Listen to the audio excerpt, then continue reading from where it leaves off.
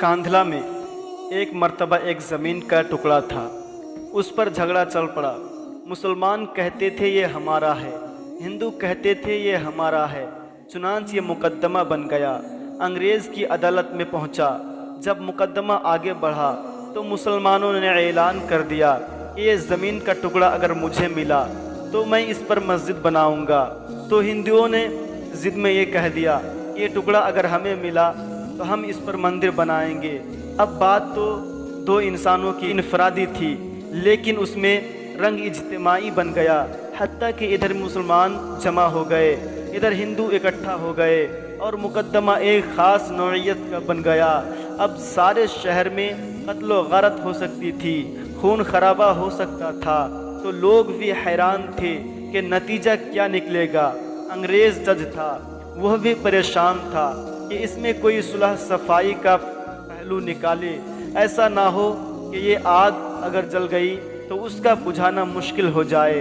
जज ने मुकदमा सुनने की बजाय एक तजवीज़ पेश की कि क्या कोई ऐसी सूरत है कि आप लोग बातचीत करके ज़रिया मसाइल का हल निकालें। तो हिंदुओं ने एक तजवीज़ पेश की कि हम आपको एक मुसलमान आलिम का नाम तन्हाई में बताएंगे।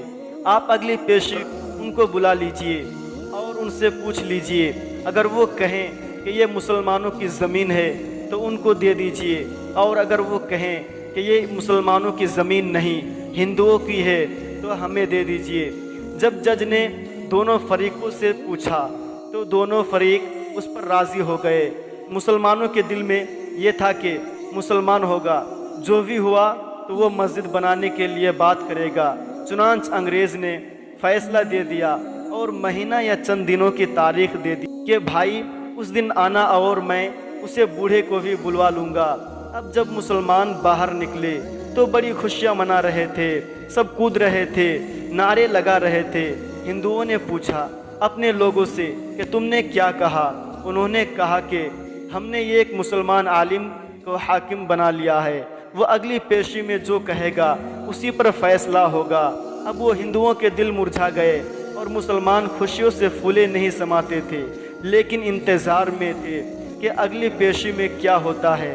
चुनांच हिंदुओं ने मुफ्ती इलाही बख्श कांधलवी का नाम बताया, जो कि शाह अब्दुल अजीज़ के शागिर्दों में से थे और अल्लाह ने उनको सच्ची सच्ची ज़िंदगी अता फरमाई थी। चुनांच जब हिंदुओं ने उनका नाम लिया तो अंग्रेज़ ने अगली पेशी के मौके पर उनको भी बुलवाया। चुनांच जब अंग्रेज़ ने पूछा कि बताइए मुफ्ती साहब इस ज़मीन का टुकड़ा किसकी मिल्कियत है, उनको चूँकि हकीकत हाल पता था, उन्होंने जवाब दिया कि ये ज़मीन का टुकड़ा तो हिंदुओं का है। अब जब उन्होंने ये कहा कि ये हिंदू का है तो अंग्रेज़ ने अगली बात पूछी कि क्या अब हिंदू लोग उसके ऊपर मंदिर तामीर कर सकते हैं। तो मुफ्ती साहब ने फरमाया जब मिल्कियत उनकी है तो वो चाहे घर बनाए या मंदिर तामीर करें, ये उनका इख्तियार है। चुनांच फैसला दे दिया गया ये ज़मीन हिंदुओं की है। मगर अंग्रेज़ ने फ़ैसला में एक अजीब बात लिखी। फ़ैसला करने के बाद लिखा कि आज इस मुकदमे में मुसलमान हार गए मगर इस्लाम जीत गया। जब अंग्रेज़ ने यह बात कही तो वक्त के हिंदुओं ने कहा आपने तो फ़ैसला दे दिया, हमारी बात भी सुन लीजिए। हम इसी वक्त कलमा पढ़कर मुसलमान होते हैं और आज ये ऐलान करते हैं अब हम अपने हाथों से यहाँ मस्जिद बनाएंगे।